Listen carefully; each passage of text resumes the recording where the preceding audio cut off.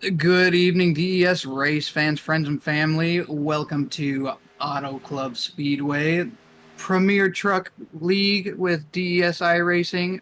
Up in the booth with me tonight, as always, Edwin Warren. Man, Edwin, what do you think about the race tonight?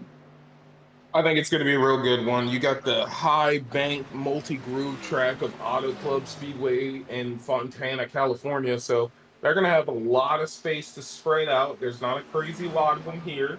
So they can spread out and really flex their legs and have to manage that tire strategy. Yeah, this track is really bad on tires. It's easy to wear them out, but the thing is, like you're saying, as wide as this track is, there's multiple grooves to run, so people can get set in. They can figure out where they're going to be fast and save all their tires at. Yeah, and it looks like normally in this, when I've ran this track, running towards the middle high line is going to be your best bet. But that high line does burn tires bad. The low line also has tire wear. The middle line has the least amount, but it's the hardest to maintain the car there. So they've got a lot they got to worry about. As we're going to go through this running order, Christian Clark, you want to start it off? Absolutely. Starting row one, our pole setter is the 69 of Todd Perront. His outside is Mark Holloway in that 56.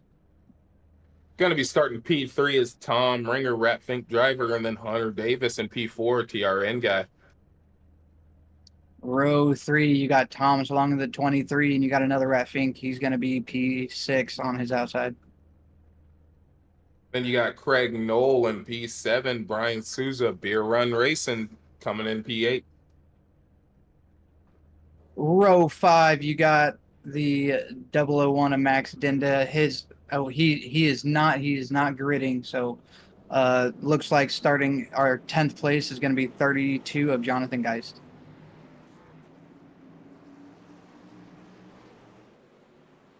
Yeah, tonight the Lucky Dog winner, who won the Talladega race and the Legacy trucks, he elected not to race tonight in this premier race, so we do not have a Lucky Dog winner tonight. As we move on to our row six guys, which I believe is going to be Craig Knoll and Brian Souza. They will be running in those positions, followed up. Oh, you already said them actually. It's actually going to be Jonathan Geist, Tanner Honeycutt, followed up by John Crosby, Tad Dabney, Sean Dion, Hey, good luck there, Brandon Tom. Hitton, and then Charles Connor bringing up the rear in P16. Got a lot of talent out here. Good That's luck, why they're in everybody. the Premier League. You know, there's going to be a lot of drivers here. Todd Braun, good to see him Good running luck. up front. Got that pole position. Hopefully he can Yep, hold on to it, let and my left turn these around guys so that it are goes around him, you better. look, the top three are going to be Rat Fink, so he's got some teammates out there that are going to be able to help him out. A lot of Rat Fink guys right in the front, but you got a lot of really good tire savers up there as well. Thomas Long, Brian Souza, and as well as Hunter Davis, who's starting in that P4 position. They're very good about managing their tires and making it to the end. Yeah, and luckily tonight we got a really cool night. We are racing under the lights, and that's always fun. It's always beautiful racing under the lights with some of these paint schemes here. But it's a cool night. Track's at 70 degrees, so it should be extra sticky on these tires for them. They're going to be able to run their grooves without hopefully getting loose. But one thing they're going to have to worry about is as those tires wear down, you're going to see them start getting tight and start drifting up to that outside wall. Yeah, especially on the exit of corners when your tires start to wear and it starts causing a drift up, it can sling you up into that wall. And so that's kind of what they're going to be worried about. They're going to have to be managing it as much as they can. But again, like you said, these are some of our top caliber drivers. So they're really looking to set themselves apart and really get going. Yeah, before we go green here, we're backstretch on our last lap. Who's your hopeful for tonight coming in? We got 16 drivers. Looking at the list, who do you early on call for coming in and maybe pulling off a win tonight? I'm going to have to give it to the 5 car Brandon Hitton. He's very good at fuel mileage, very good at managing his stuff. 110 laps, that's not outrageous for him to manage it all the way through and make it to the front. What about you? Well, you know, I gotta kind of be biased here. I know he's one of my teammates and everything, but here lately, last 3-4 weeks, he's mid pack, worked his way all the way up to the front. I'm hopeful for the 60 of Brian Souza. I mean, I really think that he's got some speed. He's been running up front, like I said, with all of these guys. So I'm gonna keep my eye on him tonight. As the green flag snaps out there, Todd Perron's going to get going. Doesn't break out to a crazy large jump. Everybody stays right with him. Hunter Davis actually pushing Mark all the way through the corner. So they're going in the corner and watch them fan out right there. Look out. You got 3 lanes already showing their pace right now. Yeah, and one thing about this track is, when we see 3 wide, 4 wide, it's really not as crazy as if we're watching Charlotte or Texas or some of them smaller mile and a halves where they're a little narrower and it's just kind of perilous jumping in there trying to push it 3 wide to get a pass. You can run 4 or 5 trucks wide here at this track. Oh yeah, and they're not going to be saving tires right now. You got a stage break lap 15. They're going to make it to the end of lap 15 and keep it going. And that's clearly what's going on right here is they're fanning out. Look at them. They're 3 wide back there. Brian Souza has a 3 wide blockade on him right now. They're going for every position they possibly can. Yeah, and like I figured was going to happen, you're still going to have the 3 Ratfink drivers. They're going to be running up front. They're going to be racing each other respectfully. We still got 108 laps to go here, so they're just going to try and hang out, make sure nobody gets past any of them. That 4 is going to try and work his way up to join his teammates as well.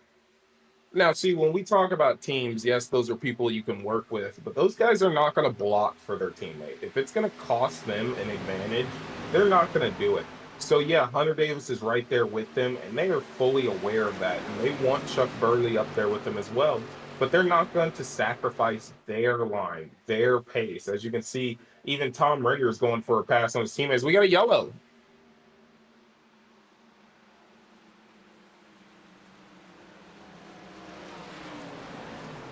Let's try and take a look and see why that yellow came out.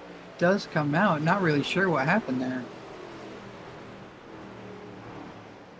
We're going to go ahead and go to a quick commercial break. We'll be right back.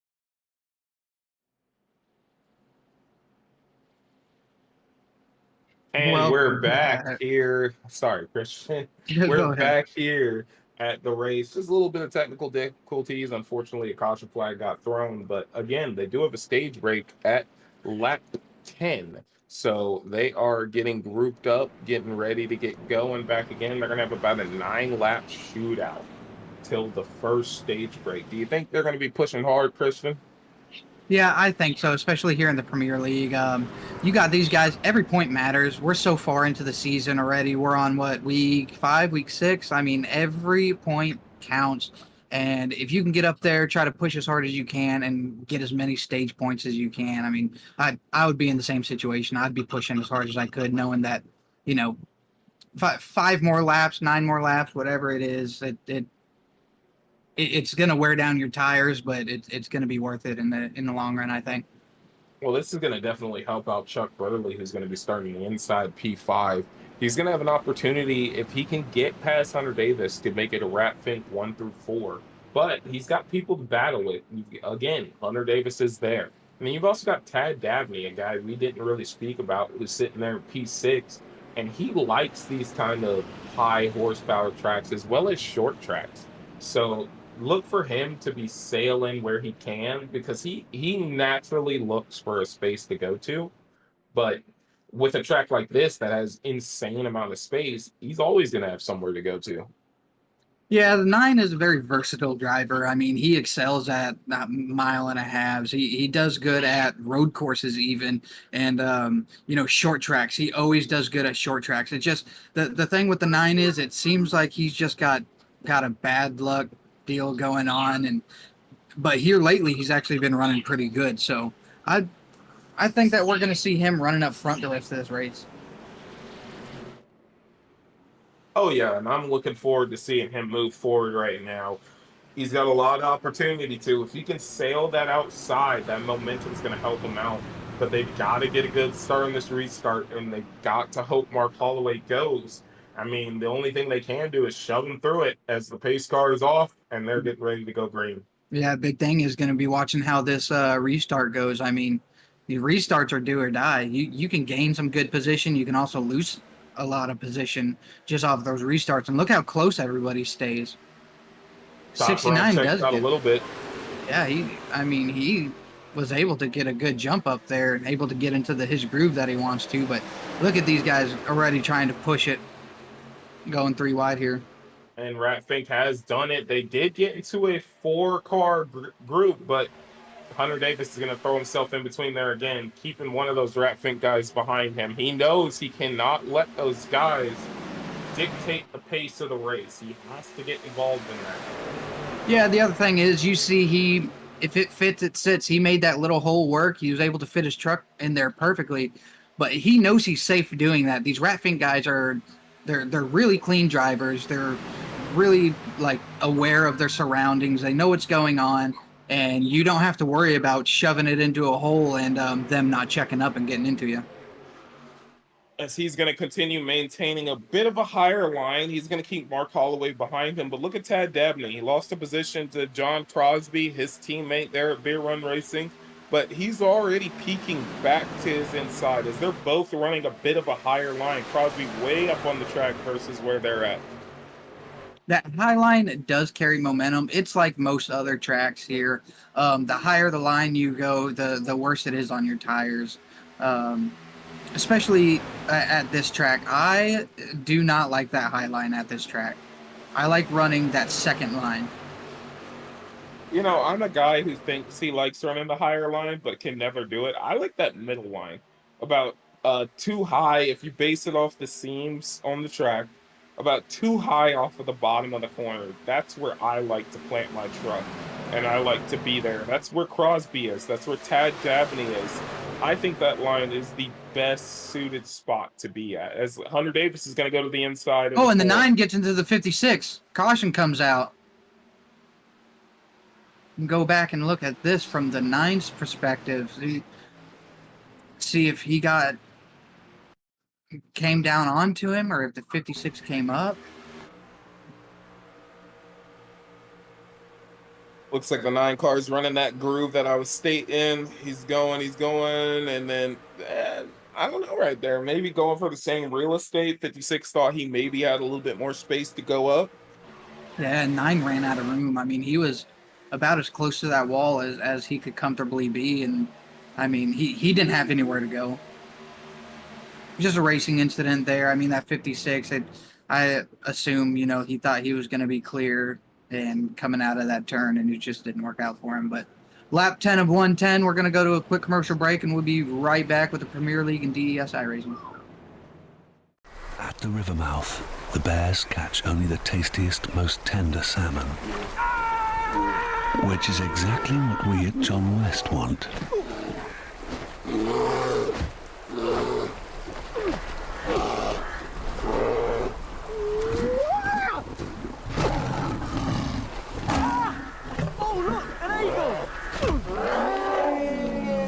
John West endured the worst to bring you the best. Recently, when I became deathly ill, I was able to summon an ambulance, my next-door neighbor, my family, and my doctor without picking up a telephone. I used this remote control to contact Life Call, my 24-hour emergency medical response service. Watch. You just press this button and speak into the air and... I'm having chest pain. I'm calling paramedics and your family, Mr. Miller. I've fallen, and I can't get up. We're sending help immediately, Mrs. Fletcher. See? Protect yourself with Life Call, and you're never alone. To get complete free information by mail about this affordable medical emergency response system, call toll-free now. Life Call can save your life, so call to get free details by mail right away. For free information about Life Call, call 1-800-872-9100. That's 1-800-872-9100.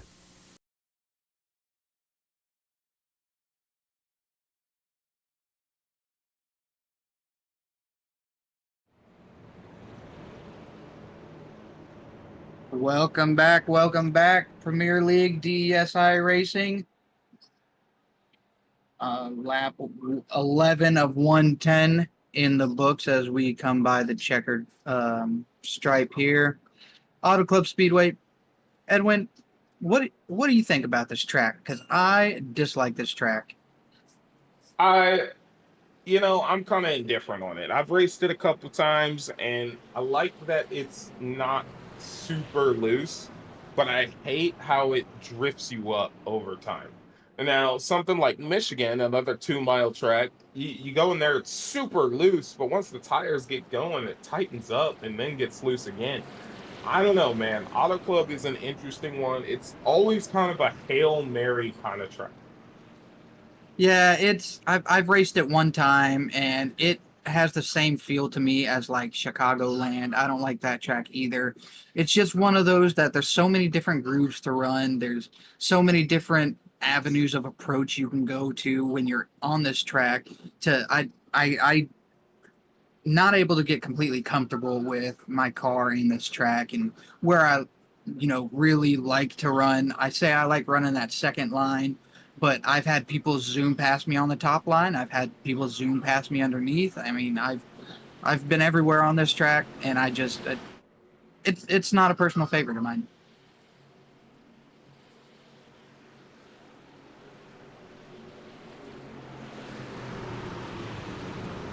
So our producer Damon has come up with a good idea. We're gonna keep doing it. Seems that it was very popular, and I want to get your opinions on it there, Edwin. Full length race next weekend, Memorial Day weekend, gonna be on Saturday.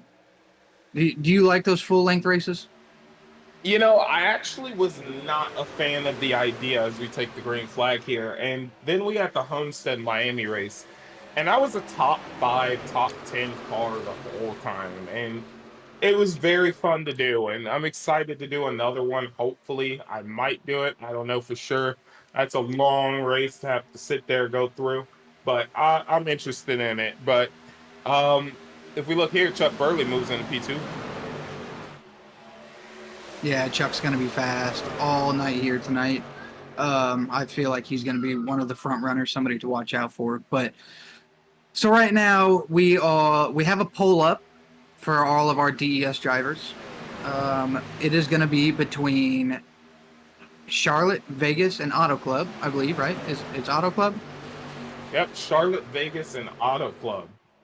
And all the drivers, anybody that's in the DES channel, they are able to go in and vote and the race that gets the most votes obviously is going to win, and that's where we're going to be racing next weekend.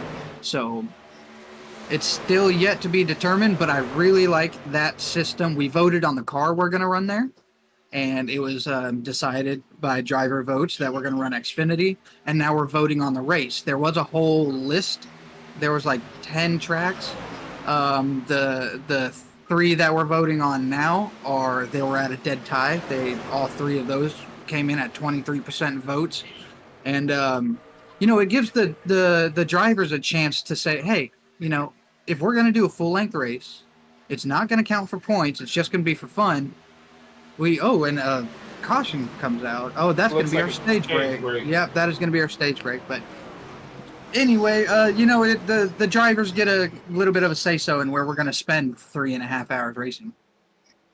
Yeah, and I think I like that about DES is it's very driver friendly. People here at DES are not going to make a decision that does not also help the drivers and what they have going on. Sometimes there's things not everybody likes, but that's how it goes. Majority kind of rules. And so as you can see now, we are under caution for our first stage break, and I know those guys were yearning for that. So while they get sorted out, we're going to take a quick commercial break. Try to make friends. Want a Dorito? Hey everyone! The new containing out Doritos! Doritos?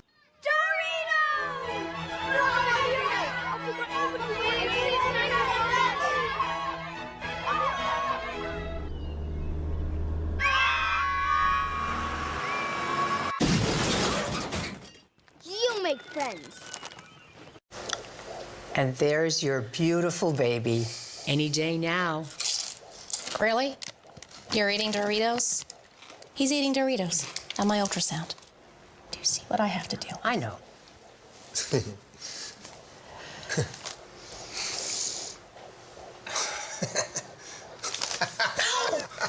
Give me that.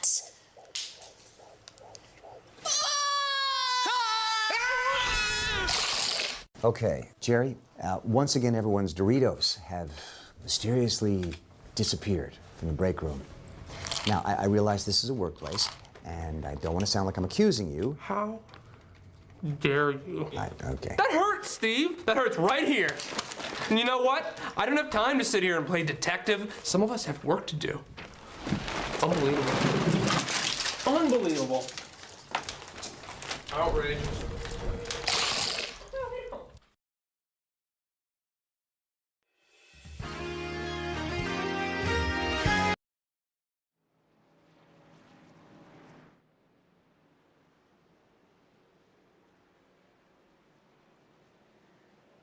Welcome We're back. back here.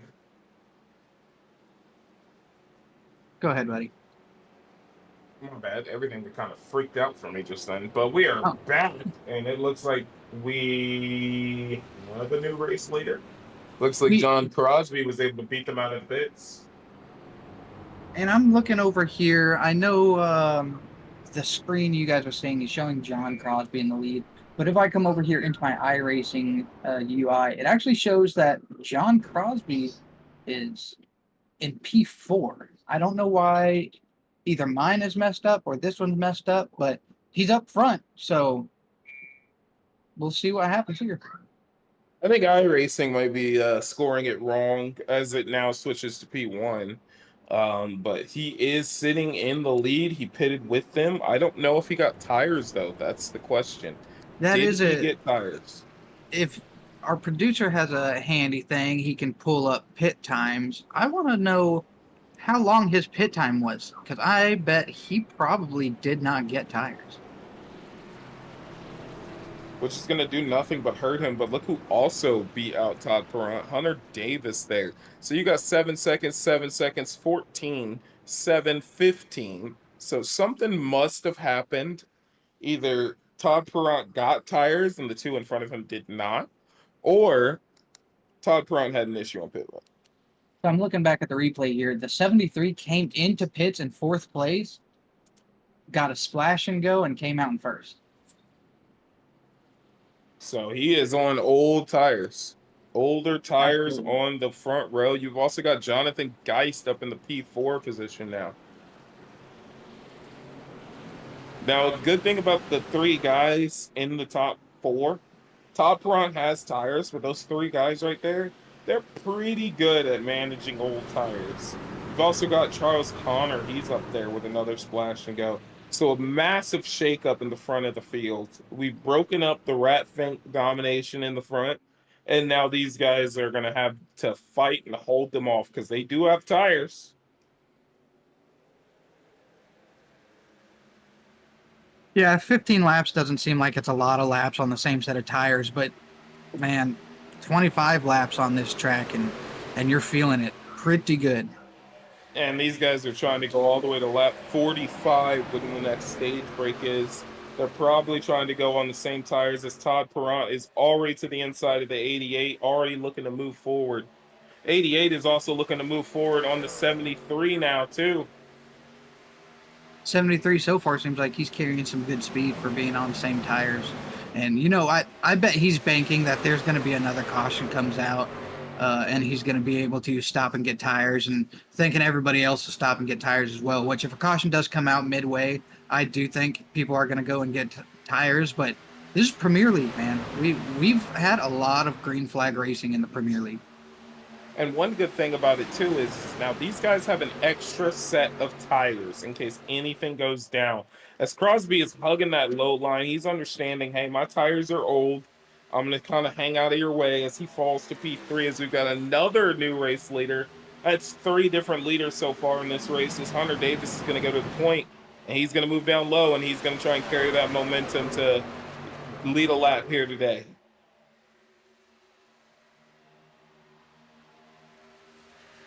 Yeah, it looks like our front runners here, they all kind of got settled in a comfortable spot. They're going to keep fighting, though. Nobody has gotten really any room. But if you look back behind them, about 6th, 7th place, I mean, those guys back there are fighting.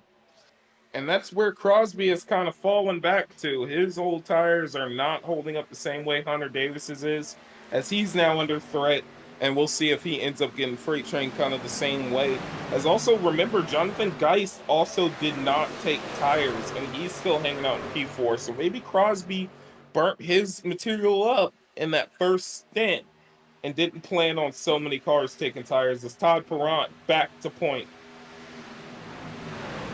Yeah, and it's going to be interesting to see how he plays it. He's a real respectful driver. I mean, he's earned his way here to the Premier League, and it's hard to do that if you're a dirty driver. So he's got like good racing etiquette, but he also is not obligated at all to just let these people with fresher tires pass him. That is true. As you also see up there, they're actually catching a lap car. Mark Holloway, he got the lucky dog, but had to go back down pit road to prepare some more damage. And now they're catching him as Hunter Davis is now lost touch with that leader.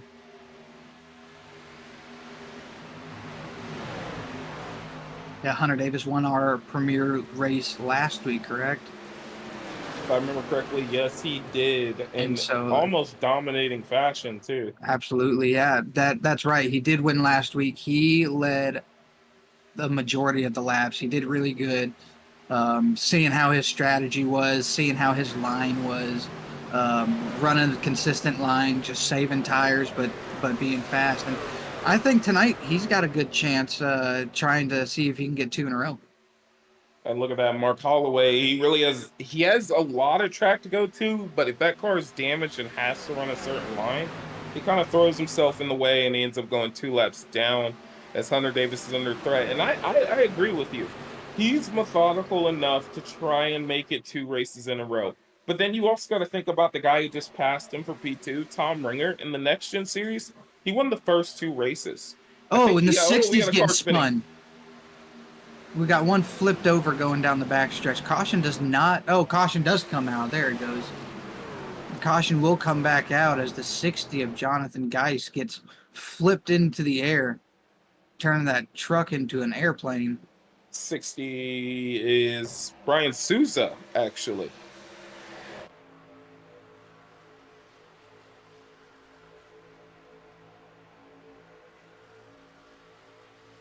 We're gonna take a look here, see exactly what happened. He's running his high line. Everything's good. Oh, this must be a lap prior. Yeah, I think this is a lap prior. As you see him getting into the corner, running that third groove. Like I said, that's kind of the place you kind of want to be, in my opinion, on this track, is you want to be in that third groove. So he's up there. He's doing pretty fine. Let's see what happens here.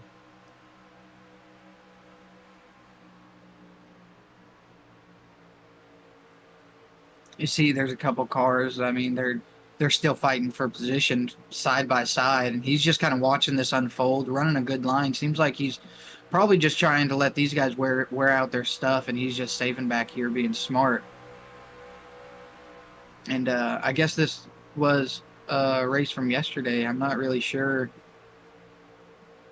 I think we're 2 laps ahead. He's doing pretty fine. You know, he's still running that line. He's pulling up to Ted Dabney. You know, you got Thomas Long right there. Also, one of the Rat Fink guys is right there. He's again keeping to that third lane and running nice and smooth. Geez, I'm kind of really curious as to what happens.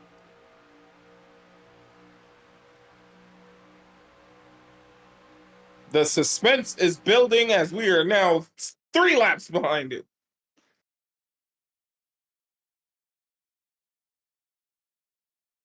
Four. 5. Hey, we 5 found laps it. ahead. There we go.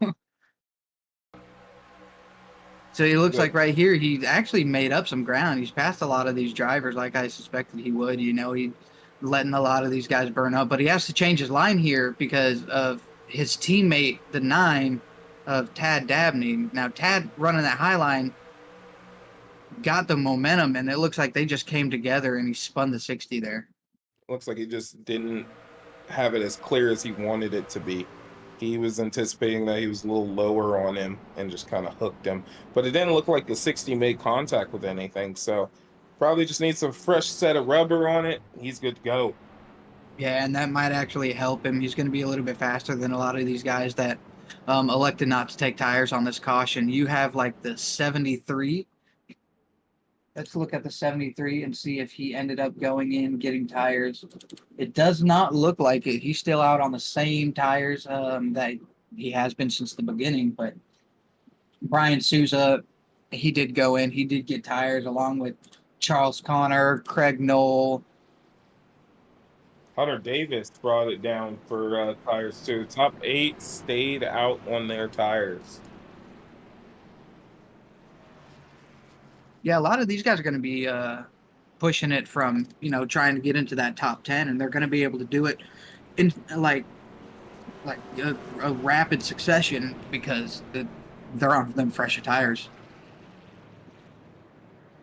Still have the 69 of Todd Perrant in the lead, though. Got a 1, 2, 3 Rat Fink up front, followed by Thomas Long in the 23 and P4. John Crosby, he's going to be scored in 5th here. Thomas Long all the way up to P4. Now he's got an opportunity right here. If he can get a good jump and carry that momentum, he can make his way to the front. Tom Ringer's also going to be trying to make his way to the front. Yeah, Tom Ringer really has the truck to do it. He can get up there in front of his teammate. It's just the question is, do you think he's going to push it and wear down his tires trying to battle a teammate? I don't know, man. I think he's going to try and give him as much space as possible, but at the same time, Tom Ringer is a guy who likes to win. He's not going to want to ride behind somebody for too long. Yeah, especially with the championship on the line. Your teammates are there to help you, guide you, you mentor each other, you share strategies and everything. But at the end of the day, it's just you and your truck that are going to get you in a championship. Oh, yeah, 100%. Just because your teammate wins does not necessarily mean you win. So you've got to really put your foot down as, you know, he is coming. He's got Chuck Burley in front of him now. He's lost a position, actually, on that restart. Yeah, I think he's trying to play it smart here. Oh yeah, he's definitely a smart, methodical driver. As John Crosby is starting to head backwards again, he was up there, but now he's starting to move his way back. So I'm curious to see what's going to happen because remember, as we got a Oh, and caution. we got a caution wrecking on the front stretch. It looks like that's going to be our 14th place car, Brandon Hinton.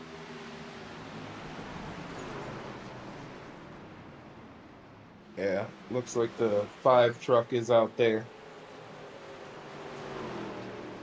And he's already towed it back to the pits.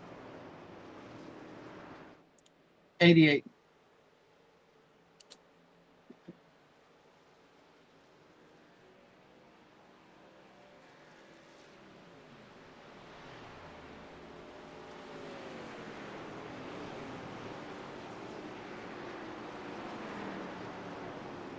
And it looks like it was the 5 truck involved in that caution. Let's see if we can get a replay of that.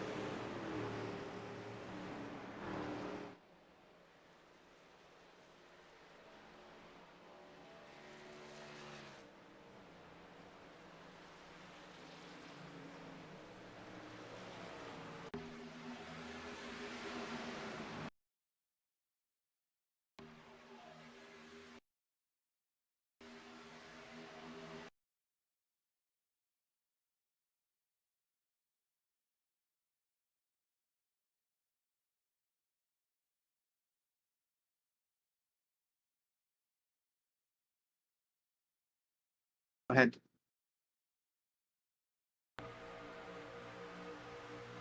Edwin, looking at this wreck here, between the 5 and the 9, not really sure exactly what happened. It almost looked like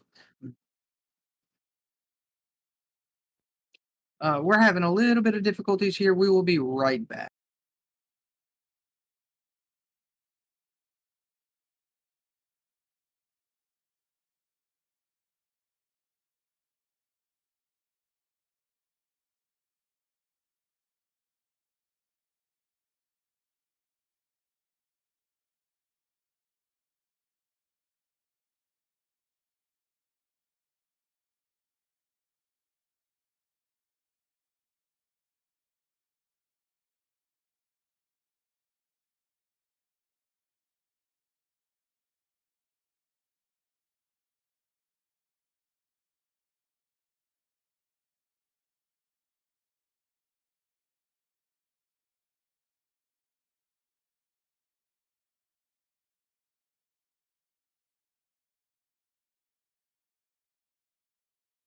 Welcome back to the Premier League with DESI Racing.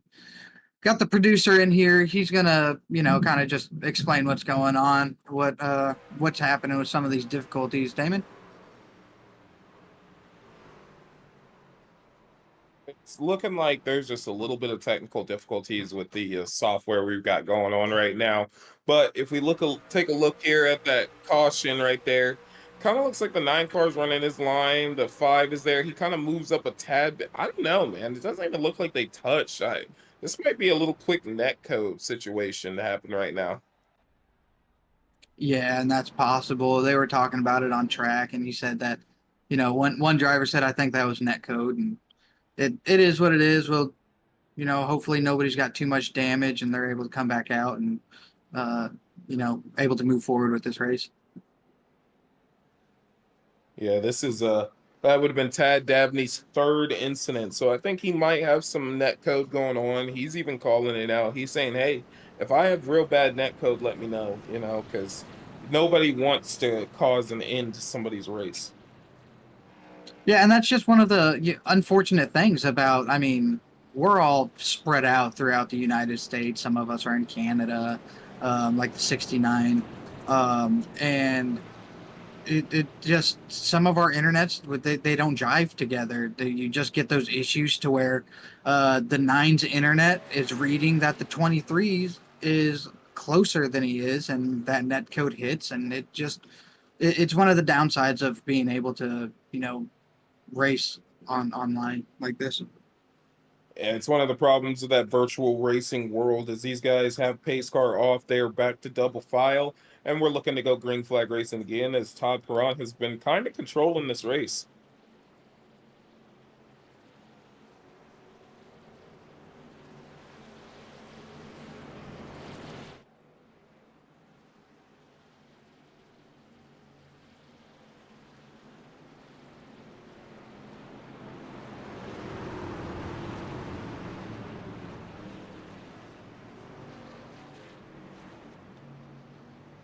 And we're about to have a nice green flag run in the air. Pace cars off, top front, looking at another good jump.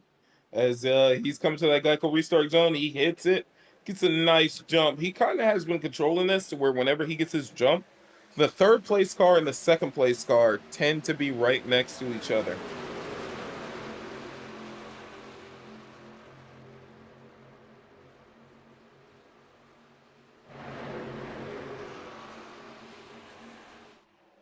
Yeah, hopefully we can get good runs here. That 5, he pitted. It's showing that he pitted 7 laps ago, so he should be on fresher tires than these guys in front.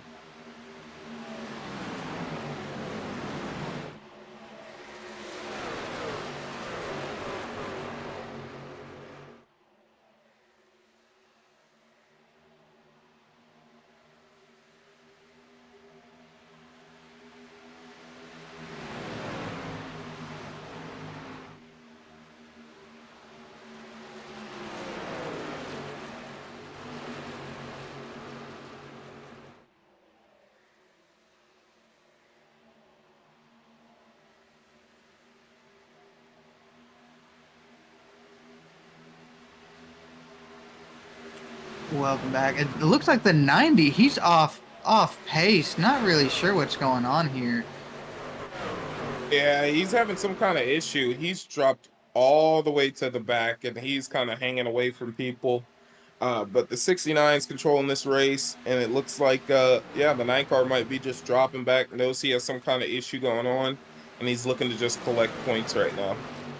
Yeah, and if we look throughout the entire field, I mean, there's still a lot of like close racing going on. Got a lot of people battling for position, as you can see back there. You got the 13. He's trying to make a pass on the 60, Brian Souza. You got a lot of guys. See back there, they're the pack of 4. I mean, it's one of those tracks to where they are gonna get spread out to where you can fight individually, unlike a super speedway where it's pack racing. But it's also not exactly like mile and a half to where you're gonna end up having, you know, everybody spread out and you're not battling the whole time. Yeah, because look at the front here. You've got 4 cars battling for a position right there. You got Todd Perron actually under threat from Tom Ringer, and he's actually in potential losing his lead. But look who's also catching up rapidly to those front 2. Thomas Long looking to throw his name in the hat. He wants to break through and become our 4th or 5th race leader, since Tom Ringer is probably going to lead this lap right now. And Tom Ringer does. So Thomas Long is trying to become the 5th race leader today. And yeah, I mean, the 23 is on a heater. He is running these laps. His lap times are looking real good. He's carrying a lot of consistent speed. But my concern at this point is, with 10 laps to go before the next stage, do you think he's going to be able to continue to carry that momentum, or you think that's going to harm him in the long run? I think he's using the fact that there's 10 laps to go till the stage, and he's going to burn those tires to the end to try and get up there, because he can burn them, and then everybody's most likely going to pit at the next stage, and when they do, it's going to be advantage to him, because he could be the race leader, beat them off the pits, and then keep going. But he's got to get around those two Rat Fink dudes. They're very strong. He's already dispatched one. He's just got to dispatch the other. As you've also see, Hunter Davis has been passed by his teammate, Tanner Honeycutt. He's broken the top 5 now. And just a few laps ago, we were talking about the 13. He was running really good, fighting the 60 for some position there, and was finally able to get past him. And now he's made it past the 88 and has put a sizable gap between them. Yeah, I think the 88, even with his fresher tires, he might be planning to stay out on the next pit cycle. So he's not trying to push as hard as he could be, and he's going to try and hold on to those tires so that when these guys do pit, he cycles through to the race lead with still comparable tires. This the 23 darts to the outside of the 69. He's going to try and carry that momentum down. Yeah, 13, he did pit on that last caution that came out. He's sitting on 8-lap tires. Everybody in front of him sitting on 22. And I was saying earlier, once you get up to that 25, I mean, you start feeling them pretty good on this track. So these guys are going to start slowing down, getting off pace, and I think the 13 is going to be able to take that to his advantage. And they've got 4 laps to go till the stage break, so they are fighting hard right now because they know those stage points are up for grab. Look at the 13. He's flying up there, and he's going to take it 3 wide on Thomas Long, or almost takes it 3 wide on Thomas Long and Chuck Burley. Yeah, you know, it's going to be close fighting all around the track here. These guys, look at them, just battling for position, trying to figure out who's going to finish in that top 3 at the stage break that is going to be coming in 3 laps now. It looks like the best place to pass anybody is on that outside, as the 13's going to dive to the bottom. He's looking to prove me wrong on that, because that outside line, it carries so much momentum down the straightaways, and the 13's actually going to clear the 23. Looks like the 68 trying to break some of that draft, so those guys slow down a little bit. But I don't think that's going to help his teammate out any, as he broke the draft on him as well. Oh, looks like the 69 may have touched the wall there, and that allowed the 13 to get by him. He's going to set his sights on Tom Ringer now. Yeah, and it's just going to be... Look at the speed that the 13's carrying. If he can carry this coming out of the turn, he's going to be door-to-door with them on the backstretch. As I need to make sure that it is clear that caution flag will be thrown in 3 more laps.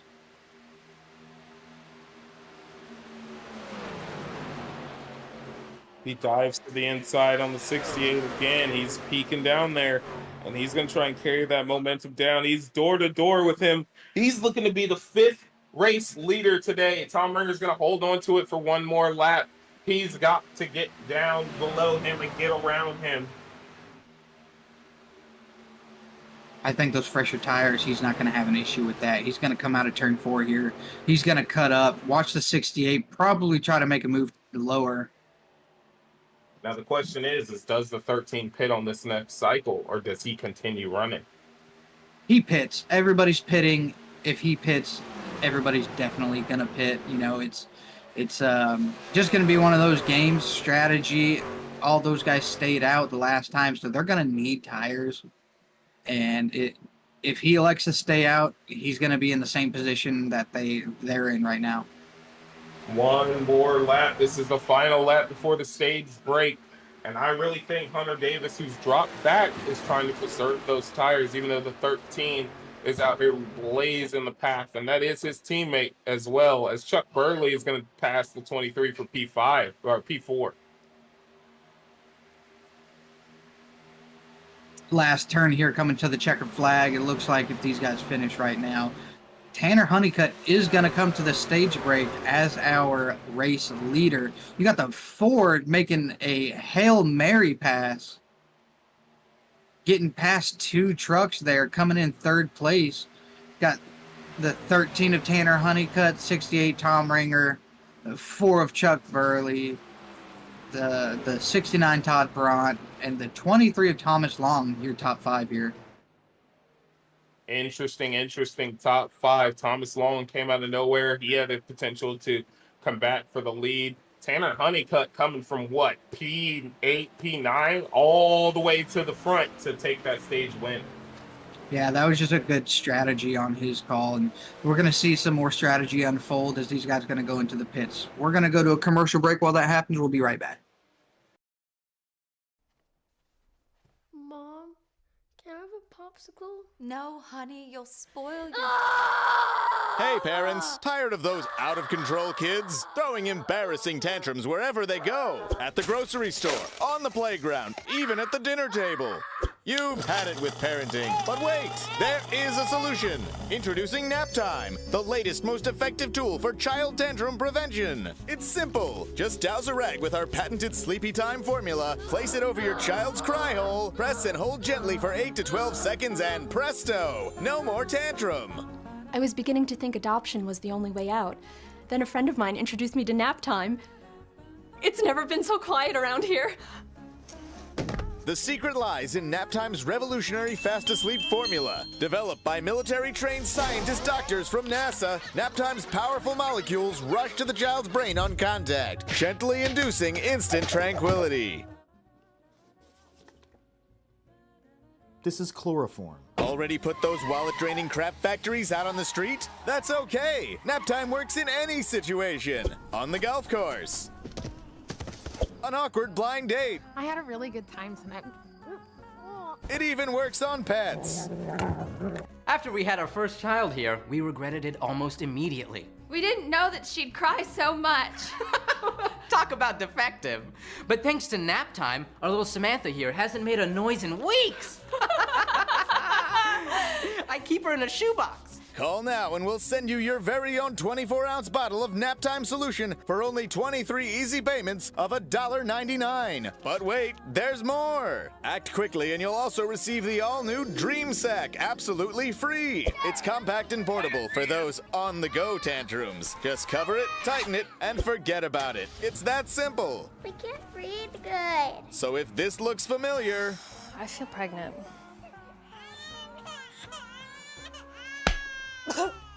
Then don't wait! Order today and join the millions of Americans who just can't stop saying... Thanks, nap time. Thanks, nap time. Thanks, nap time. Nap time! When they just won't shut up. Nap time is not legal in the following states.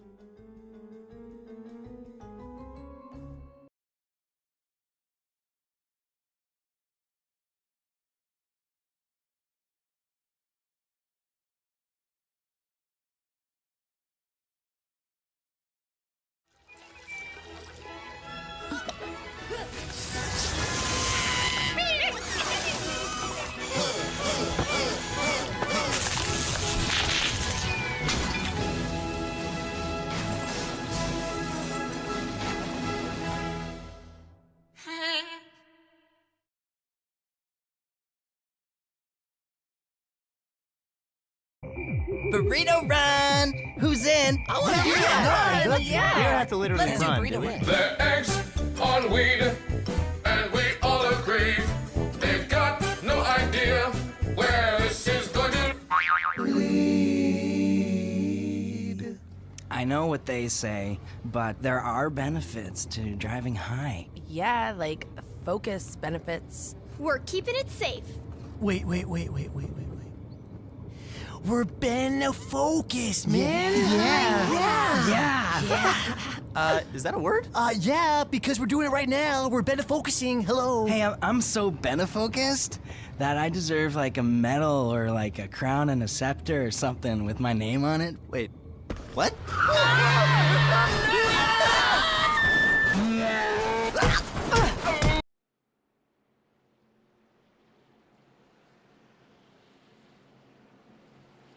Welcome back, DESI Racing. Premier Truck Leagues here at the Auto Club Speedway. Currently about to start lap 49 of 110, almost to the halfway point here. I'm,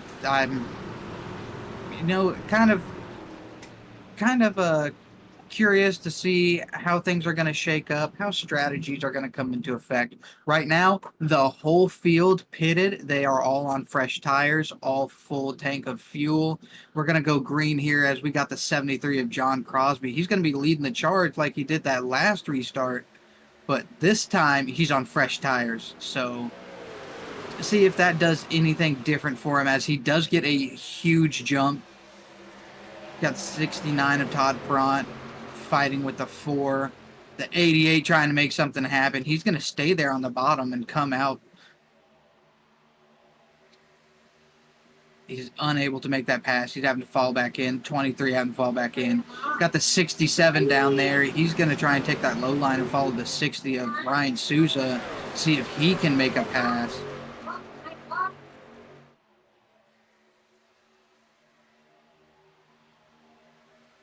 '88 finally able to get below the 69 there, make a move coming on the front stretch here. That front stretch, it's banked and curved, so you do still get, pretty good advantage depending on where you're going to be racing. But, oh, and the 88, he's going to be making a move on 73. 73 seems like he's off pace a little bit. I'm not sure exactly what happened there, but, man, you could throw a blanket over those four. And you see how they split up. You can see the different lines that they run.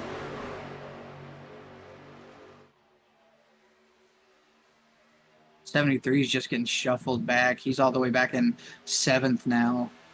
You got the 13 of Honeycutt. He was our stage 2 winner. He started way back again this time. He was in like 11th, 10th maybe, and he's worked his way back up to 7th. I think he's going to be somebody to watch, and he's just got a lot of speed tonight.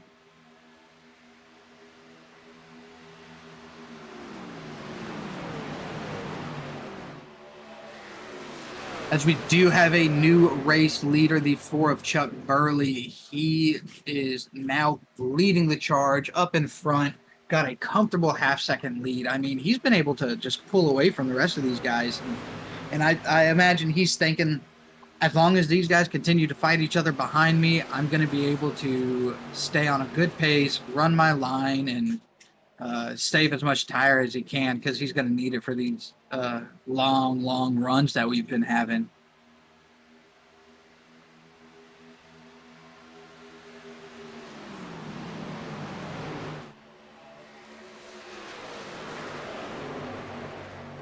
Got the 32, he's making a move. Oh, in the 13, he rubs the wall there. It's going to slow him down a little bit, but the 60 is going to stay behind him and try to keep any of the draft that he's going to be able to pull off of that car. So these guys, they're all kind of getting... See, and you can see there, they all get in single file line. They all are just following each other's trails. But watch when we come into the turn here. As these guys are all running the draft, trying to get as much momentum as they can. And then watch how they all run a different line. I'm going to have the 68. He's going to stay high. The 88 and the 4, they like to run the low line. Got guys behind them running the middle. I mean, it's where these drivers feel more comfortable, where they see that they're going to be the fastest. You know, they're going to change their line as this race goes on too, because depending on how much tire they've been saving, where they're at, the speed they're carrying, they're going to have to change up a little bit each and every lap.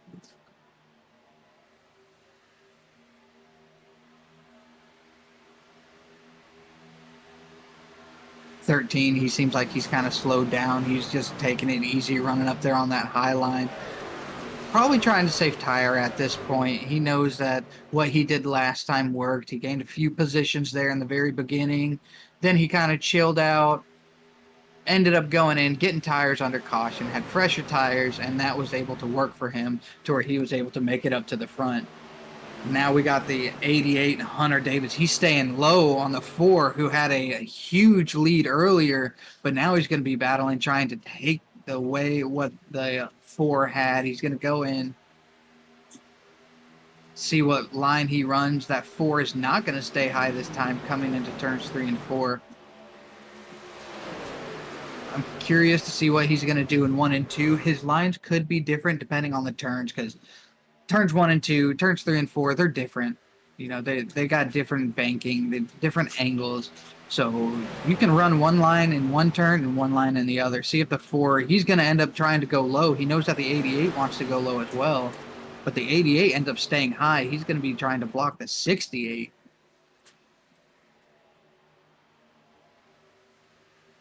I mean, that's going to be good news for the 4 here. If the 88 is going to have to go into defensive mode instead of attack, it's going to let that 4, you know, prevail and carry on.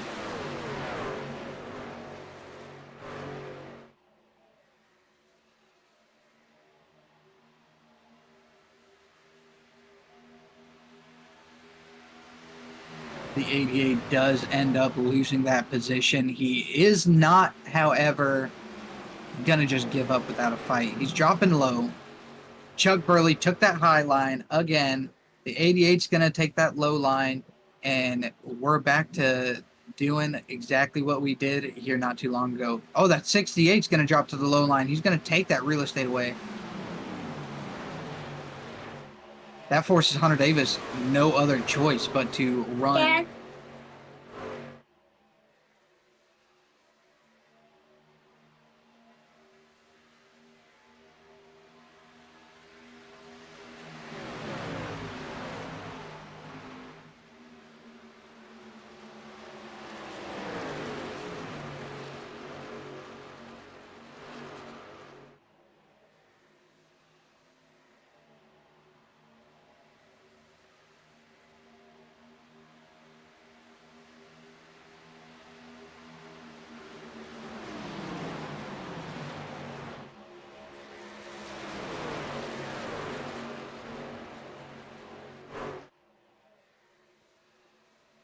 These guys are just not giving up there in the front. The 88 has been shuffled back just a little bit, but the 13, he finally was able to catch up and make a move on the 32, and now he's trying to look at working and picking off the 23.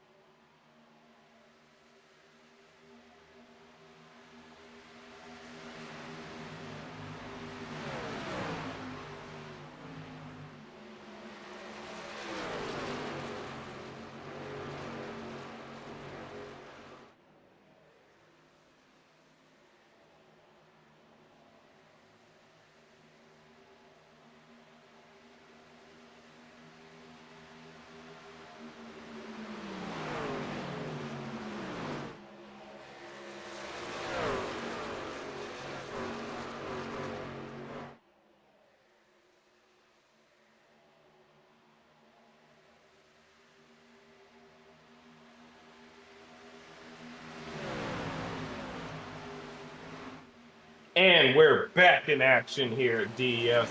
We're getting this premier race under wraps. This is when they start getting those long green flag runs. As you can see, they're already holding strong in the actual top four of the field. Even you can even consider the top five, even the top six are all right there with each other, kind of in the same shot. And they're running these laps as best they can. Chuck Burley running a bit of a lower line. Look how the front three are all in different lines through the corner. They're running what they feel is best and what they think is going to hold on to those tires for them. You know, just I'm not sure what situation you would want to put yourself in right now. They're 18 laps on their tires. They've only got, what is that, 35 laps to go. Do you think these guys are going to want to pit for tires at some point if we stay green the whole time? Or do you think they're going to just stay out and run what they got? One of the crowning features of Premier League drivers is even though they have multiple. I stand corrected. Tom As I Ringer on say pit that, road. Tom Ringer's going to go down pit road, and I guarantee you, him going down pit road is going to start a long cycle of green flag pit stops. We're going to end up seeing the 4, he's probably going to pit. The 88, he's probably going to pit. You know, I suspect people like the 13's probably going to stay out. The 60's going to stay out. What do you think? You think everybody's going to start going down now? I don't think everybody's going to go down right now. I think a lot of them definitely are. But with it being set up like this, a lot of these guys are very good at managing their tires. So they're going to try and ride as much as they can. As you can see, they're bypassing pit road. Tom Ringer is really the only one to hit pit road, and he's probably going to lose a lap for that. As you can see him on the access road right there, he's going to definitely lose a lap. But now it becomes a race of attrition because he can stretch those tires to the end. The rest of them, not so much. We don't know for sure yet. Oh, we do have another taker on pit road. The 9 of Tad Dabney, he decided to go ahead and go down as well. And that's going to cost him a lap as well, as you've got 2 cars a lap down right now. Tad Dabney's going to join them in that group, becoming the 3rd car 1 lap down. Now, a thought here is Tom Ringer could have pulled off, one of the smartest plays there. He pitted. He's now a lap down. He's on super fresh tires. If a caution comes out, because these guys are all racing each other on old tires, he's not going to have to pit with the rest of the group. No, he's going to be able to hold on for a bit longer than the rest of them. But the real thing is probably fuel is going to be their biggest issue. As you see him already passing Todd Perrant, who's in P3, and he's already set his sights on the next couple people. The problem is, though, he has to go all the way around and pass everybody again. He's got to get his lap back and then race his way around the track. That's going to burn up tires. Yeah.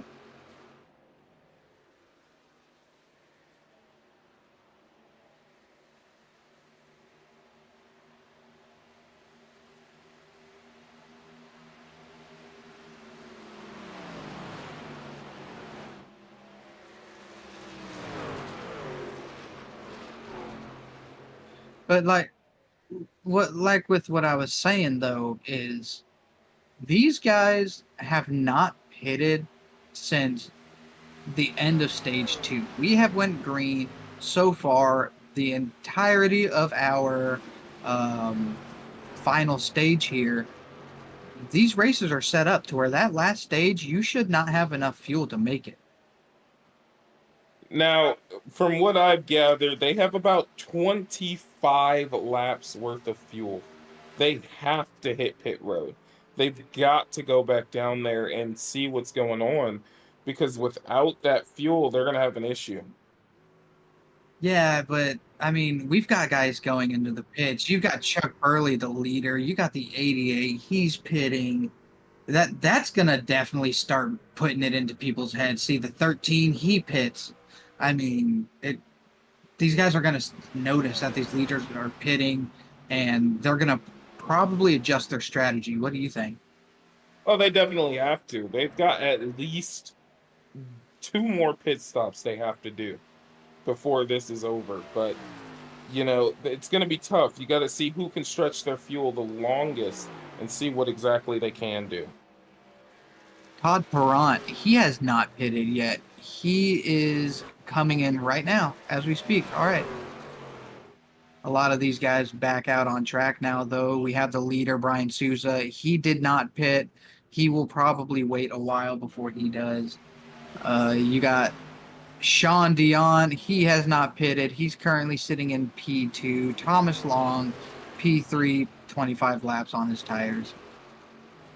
And that's about the fuel window. So we should see these guys coming down pit road very, very shortly, because you can't sit there and run around this whole time and not take fuel.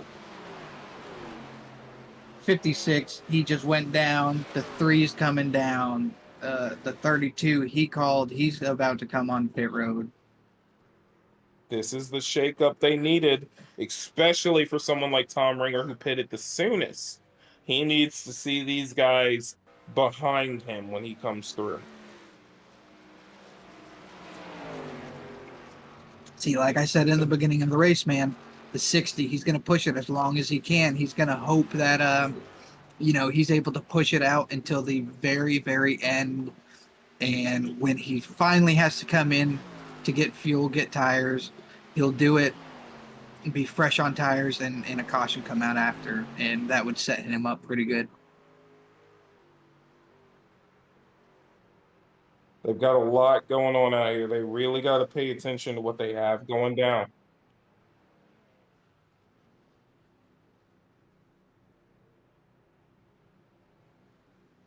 Looks like everybody's pretty much getting on the pit road now to try and save themselves from the attrition. They don't want to fall too far behind. Yeah, it does look like we are getting our last trucks in to pit here. But what do you think is the strategy now? Because now they're only going to be 5 laps down from the people who pitted in front of them. Yeah, they're going to have to definitely work for this right now. You've got to... It's tough to really word, but... you got to race within a race. The fuel strategy is going to be its own race. The actual race is its own race. They've got a lot they have to pay attention to, and they got to make sure they're taking care of everything. And you remember here about, 8-10 laps ago, the first person to pit, he pitted early. You remember Tom Ringer. He is now in the lead with a 6-second differential between him and the 88 and P2. And that's what he was wanting to see. But the thing is, he's going to have to pit again before this race is over. He's going to have to pit again. They're all going to have to pit again. So now this is where you start thinking about who's going to try and do the undercut. Who's going to try and get there first on pit road to prevent him from taking this race and running home with it. I think he's going to do the same thing. He's going to wait until he's 25 laps left in the race. Gonna be maybe 20 laps left in the race. Maybe we'll see around lap 80. He might pit again. He might pit early because these guys are not gonna be able to make it all the way. So if not lap 80, I meant lap 90. That'd be 20 laps down. If he pits around lap 90, he'll have enough to go the rest of the race, and everybody else won't. Do you think that they'll take tires on this final pit stop? I would. I absolutely would not want to go back out there on this final pit stop trying to get as much position as I can and get as close to other drivers as I can on old tires. It's a longer pit stop. You're sacrificing a lot more time. But I don't think it would be smart to come out on old tires. See, I'm a little different. I think that with it coming down to that last pit stop, you're going to have 15 to 10 laps left before the end of the race. I'd 100% not take tires. I would get a splash and go, the shortest of splash and goes that will just get me to the end and get back out there and run. Yeah, and see, and I think those last 10 laps, if I have to pit with only 15 laps remaining because I am not going to make it on fuel, I want those 10 or 15 laps to be the fastest laps I've ran that whole race and try and gain as much position as I could. But that's the difference in all of these guys run different strategies, and that's that's almost as important as, you know, your ability to drive the truck is when you come in and pit, when you work with other people, when you push it as hard as you can. I do see where you're coming from on that, and it's going to be interesting. It's going to be a definite strategy shakeup going into the end of this race. But one thing I do want to call out is just through that corner of 3 and 4, Hunter Davis is chopping down that lead. He is coming after Tom Ringer. He is chopping that lead into pieces. We're down to 2.8, 2.7. So he is catching him. So if Tom Ringer does pit, I see Hunter Davis hitting pit road at the same time as him. If he can see that leader who does not, you know, indicate he's pitting at all, you have no idea. He's in a good enough position right now. I can see Tom Ringer. I can see if he's going to slow down and go down pit road or not. Oh yeah, he's got plenty of time to plan for it. By the time we come to the pit cycle, if he continues on the trend he's at right now, he should be within a second of him. So that's going to give him that opportunity to see Tom Ringer hit pit road and go, let me go one more lap, or let me go at the same time. Yeah, and I just want to, you know, while we're watching this, as he's catching up, he's less than 2 seconds now, Edwin. I want to do one of my favorite segments of this broadcast and listen into the 88 here as he does a charge up front to catch that leader. What do you think about us doing a turn it up moment? I think that's a great idea. Let's go and hit a nice turn it up moment and see what the 88 is doing out there.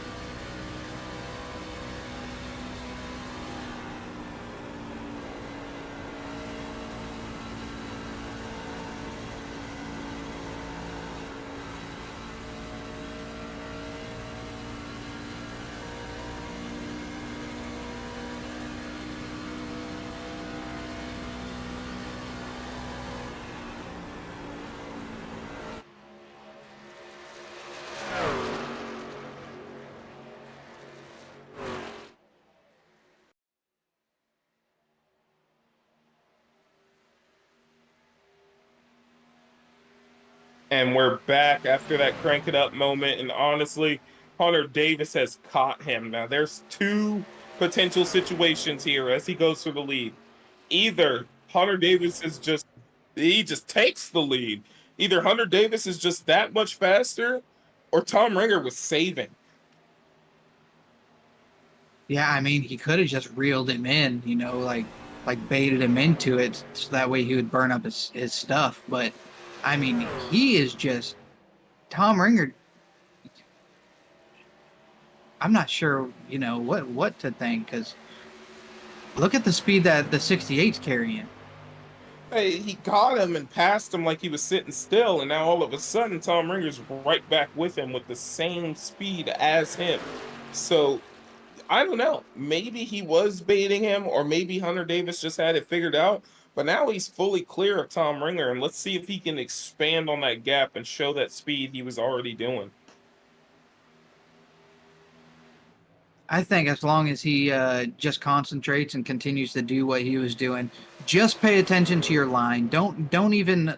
You're not racing the truck around you right now. You're racing the track. You're racing yourself. Just trying to stay in your same line, stay in your same groove, and do everything the exact same way, you know, he had to do to catch him. He'll be all right here. But here's the thing. Remember, we're about 6 laps away from that 90 lap area where those guys are going to have to pit. I mean, Hunter Davis is at 14 laps since his last pit stop, so he might potentially be good till the end. but Tom Ringer's at 19 laps, so Tom Ringer is definitely going to have to pit again. You know, one thing we were talking about earlier, Tom Ringer can pit and pit a little later and go and get fresher stuff, and the 88's just going to have to circle back around and pit after him. And he is driving the wheels off that thing, you know, with 15 laps on it, and we've got 15 laps to go. That actually puts him about 5 laps shy of making it to the end. But Tom Ringer, he's getting right into that window of having to pit again. He's at 20 laps. You get about 25 laps to fuel. So he's got some time. 25 laps to go in this race already.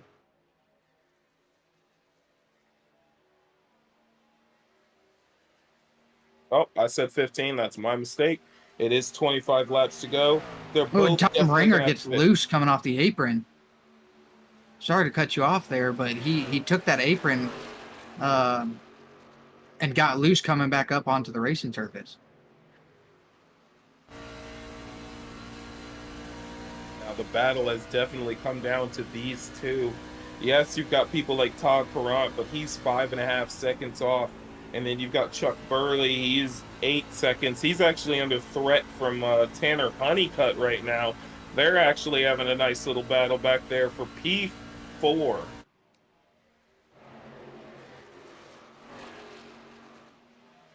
They're catching the lap car of Mark Holloway.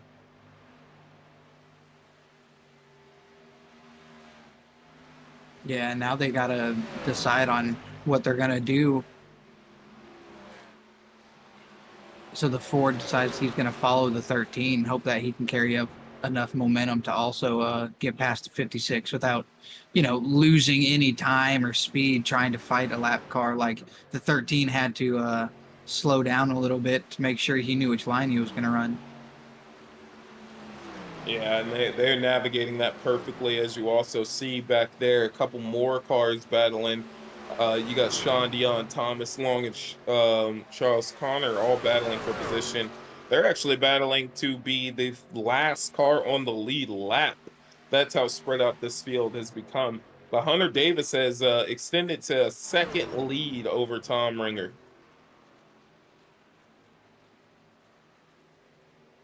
Yeah, now, Hunter Davis has to play this smart. Sorry, he's go ahead. he's booking it. He's sitting at 18 laps. He's still got a good 5-10 laps before he has to pit for fuel. But the question is we saw it already.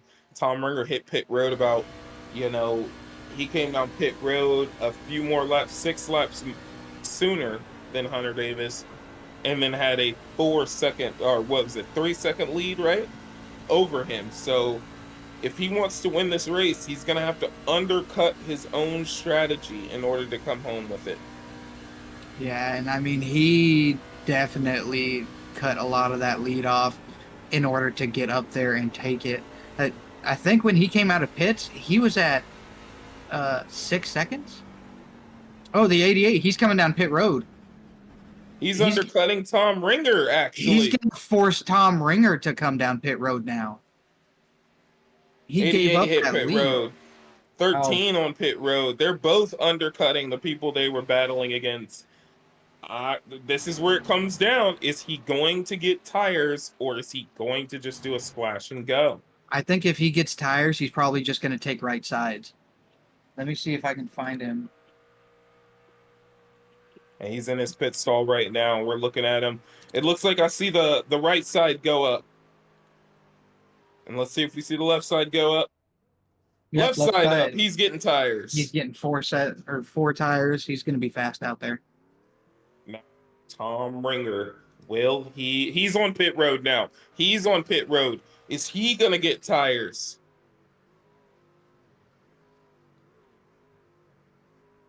Now, remember, Hunter Davis saved that early set of tires versus everybody else. So I'm telling you, I think this last, what do we got here?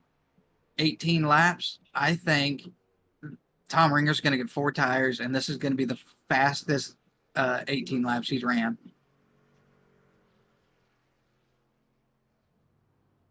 And Tom Ringer is getting tires as well. He's lifting up and getting those tires as well. Is he going to get all four? He gets all four. And he's off. New race leader Todd Perrant, he's hitting pit road.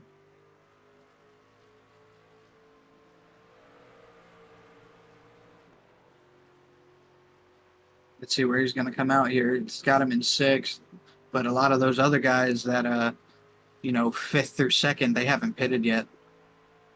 It's actually cycled Thomas Long to the front. He's going to lead some laps here now ahead of Charles Connor and Sean Dion.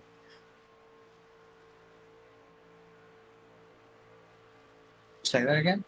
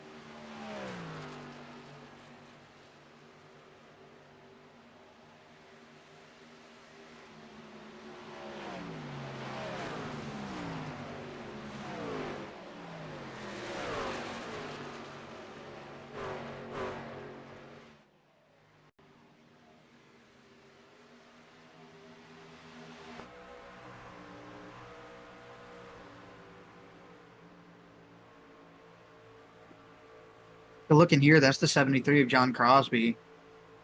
You see the 60, he comes up on track out of pit road. Let's see what happens here.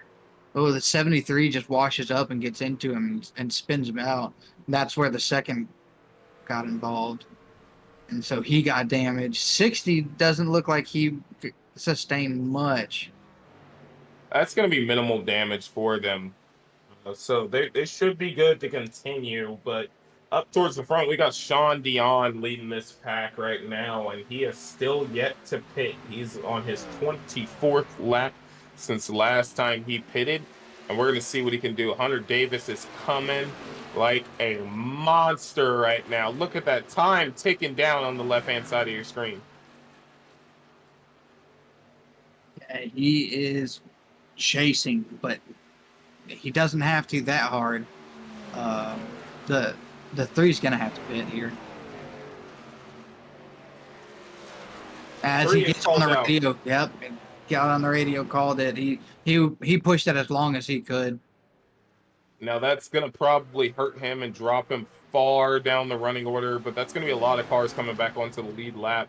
Even Jonathan Geist might be able to come around and get back on the lead lap in that P10 position, but that's going to relinquish the lead to Hunter Davis, who is insanely far ahead of Chuck Burley in the P3 position. He's got about an 8.5 second lead. How did he pull that off? It was 1 lap difference of pitting. Yeah, that just shows the difference between the speed that he's been carrying. I mean, yeah, they both were able to pit.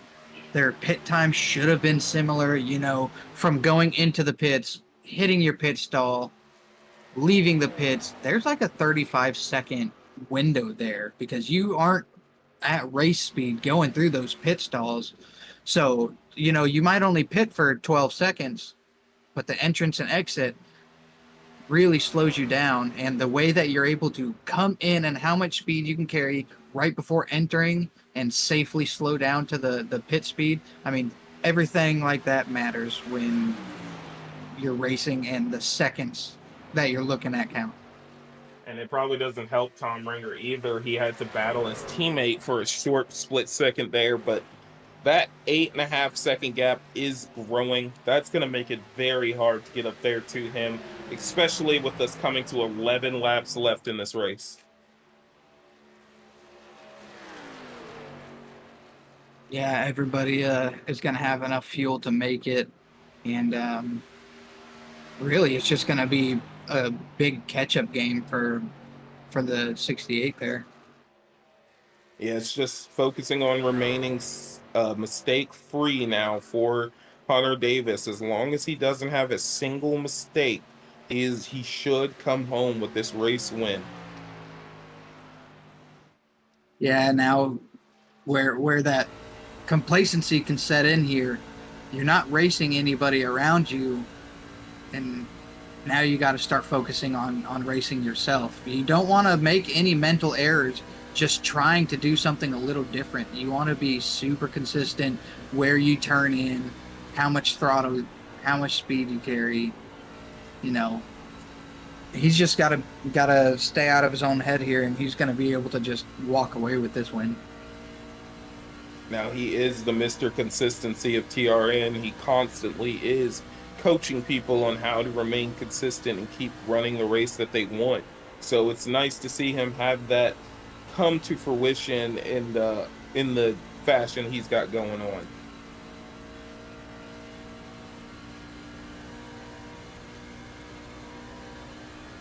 Yeah, and just watching his driving right here, I mean, exactly what you were saying. You look here, his fastest lap was a 40.05. His last lap was a 41.1. So he is slowing down because he does not have those brand new tires anymore, and you slowly start to slow down. But Tom Ringer's not catching him. And even if Tom Ringer was, it's not at a pace that he needs it to be. He needs to be running him down similar to how Hunter Davis ran him down.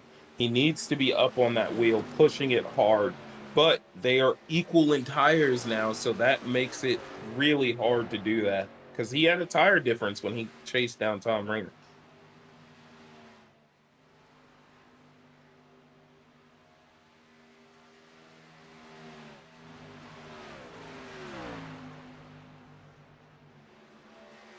One thing I didn't even consider, because I hadn't paid attention to the whole track here, but we're starting to get into lap traffic.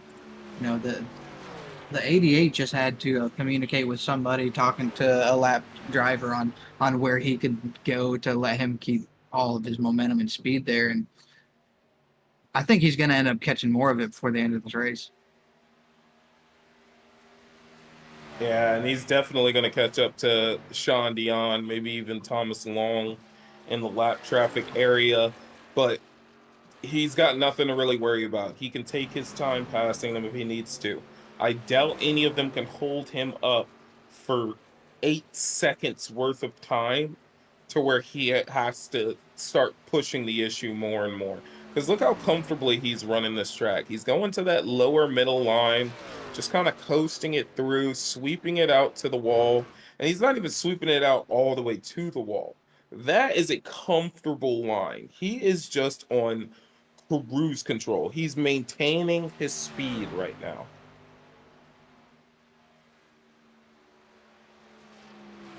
Yeah, but him coming out here, I mean, running really good all night. He's actually kind of pulling away from the 68. I mean, he's doing really good. And then you look behind him, the next 3 drivers are Rat Fink. Those Rat Fink guys have been carrying so much speed all year. And they're all just running consistent like we've seen them since the beginning of the race. Yeah, and you know, I love the Rat Fink guys. There's so much to learn from them, so much you can gain as knowledge from just following those guys around track. You know, Todd Perrant, he was one of my early stages kind of coaching drivers that I followed around. and they make you a better driver. So it's always interesting when somebody can go out there and, beat them fair and square, because they like that too. They like when someone can beat them fair and square. They don't want somebody moving them out of the way, roughing them up, or anything like that. They like a good race. And this is one to hold your head up proud, say, yeah, I finished P2, but he beat me fair and square in a straight up race. Yeah, absolutely. And stuff like that is why these guys make it to the Premier League. I mean, that's what we're looking for. These guys that race each other super hard, but they do it in a competitive, fun, entertaining way. It's not, coming out here with like malintent. And I mean, it's awesome to watch these guys run next to each other. Yeah, I'm absolutely enjoying watching this racing right now. And, a lot of people may be like, they're just turning laps. Yeah, but they did it methodically. They planned for each lap, each corner, each execution of pit stops. They made sure to maximize every inch of this race as we get to 3 to go.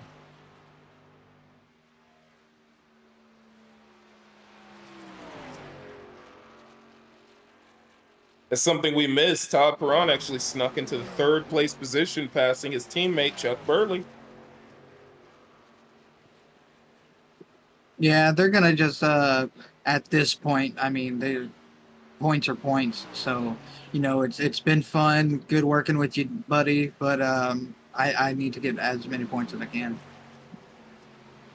Yeah, because every series here in DES does carry a playoff. So the higher you are in point standing, the more likely you are to get into the playoffs, because we don't have a win you're in clause. It's you've got to perform all year and be up there in the points to get there.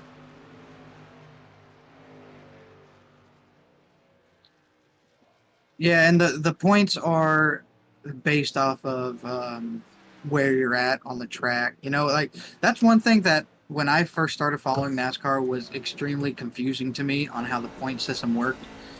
First through 10, it's NASCAR. It's like 45 points if you win, and then everybody below them starts at like 40 points, then 39, then 38, then 37, and it just took me a while to figure out how all that worked. Yeah. They also have a win in your in clause. If you win a race, but you did not so good the rest of the year, you're still in the playoffs. Yeah, as long as you were above a certain position in the points, that's how they worked it out, which is why we did away with that here in DES, is because, a guy could be out there running P20th every single week, sneak in a super speedway win, and now he's up there battling for the playoffs and taking that position from the guy who's ran P5 every single race but never won. But just because that guy won, he pushed him out of it. It wasn't fair. So as we come across to finish this race, your race winner, Hunter Davis, leading 21 laps of the race with an almost 9-second lead, over 9-second lead. Hunter Davis is your winner tonight. Tom Ringer bringing it up in P2, Todd Perrant, and then Chuck Burley, and then Brian Souza taking out the top 5. Coming in 6th, you got the 67 Charles Connor, 7th the 23 Thomas Long, Sean Dion in the 3 car in 8th, John Crosby in the 73 and 9th, and final your top 10 is the 32 of Jonathan Geist. Man, that was a good race. I mean, that was a strategy race there. Oh, yeah, these guys paid attention to every second of the race. And, here's an interesting fact I just heard over the radio. When Hunter Davis undercut Tom Ringer to take it down pit road? Yeah. Tom Ringer just came over the radio and said the only reason he came down pit road the next lap is because he ran out of fuel. Oh. That's where the gap came from. Okay. So, yeah, that's strategy there.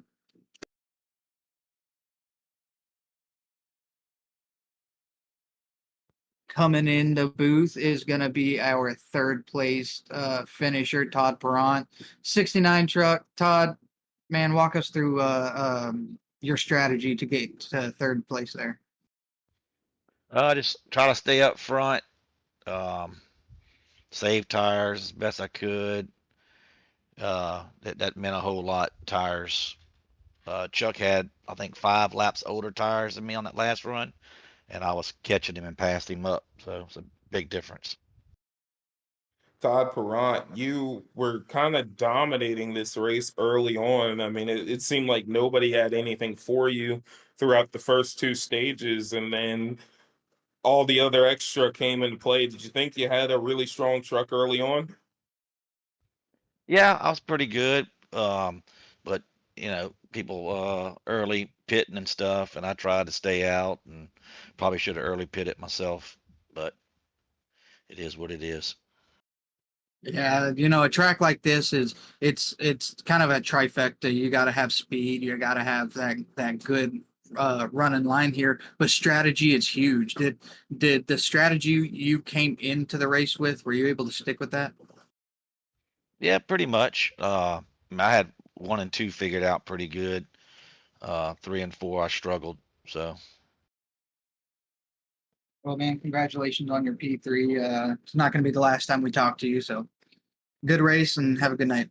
hope not. Yep. Definitely good race, Todd. This will definitely not be the last time we talk to you. Well done, brother. Thank y'all. And we're going to get in here, Mr. Tom Ringer, who finished P2. Tom Ringer, how was that race for you, sir? It was going real good until I ran out of fuel.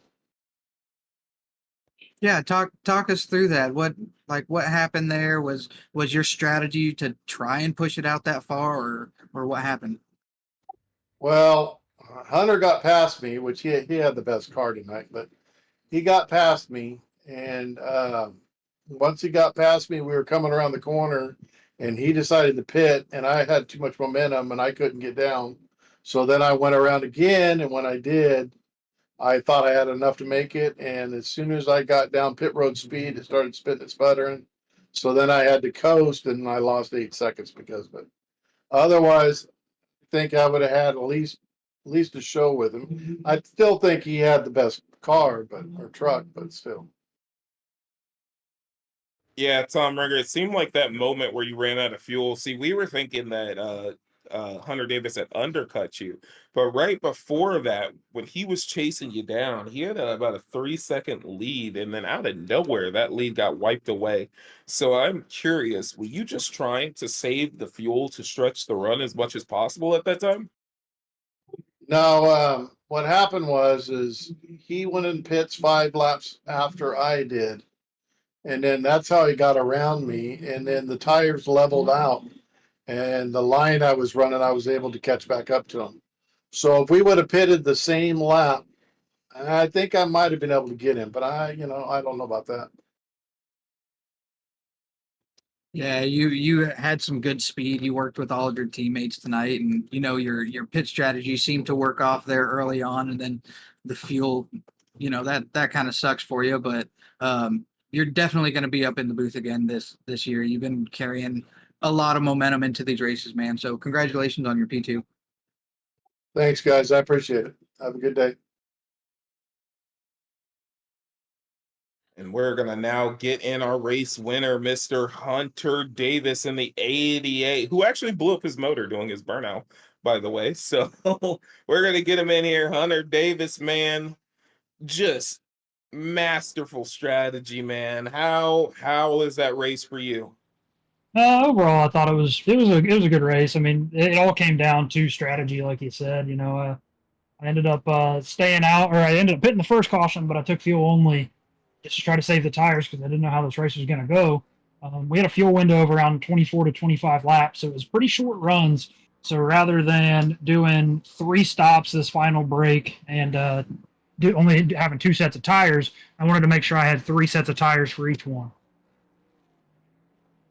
Yeah, man, that was a great run from you. There was a time where you evaporated Tom Ringer's lead and then caught up to him. Then he battled you back. Did you think at that time that you had a real true shot of winning this race? Yeah, well, so ultimately I thought it was going to come down to this last pit stop. And unfortunately, I talked to Tom after the race and he said he ran out of fuel, had to coast it into his pit box. So I was wondering, how I had a 7-8 second lead.